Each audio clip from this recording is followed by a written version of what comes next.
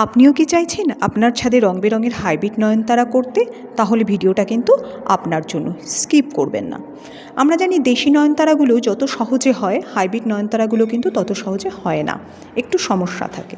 তাই একটু মন দিয়ে শুনবেন। নার্সারি থেকে ছোট চারা গাছগুলো আনার পর মাটি, বালি, ভার্মিকম্পোস্ট মিশিয়ে একটা ওয়েল ড্রেন সয়েল তৈরি করবেন, যাতে গোড়ায় জল না দাঁড়ায়, কারণ এই গাছ জল পছন্দ করে না বেশি।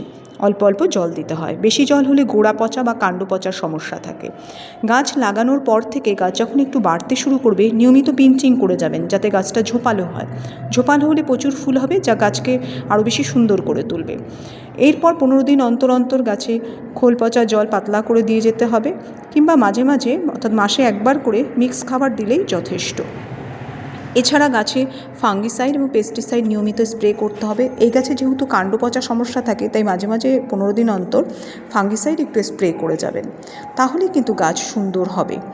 আপনারাও কিন্তু এই ফুল করতে পারেন, কারণ এখন রং বেরঙের পাওয়া যায়। ভালো থাকবেন, সুস্থ থাকবেন।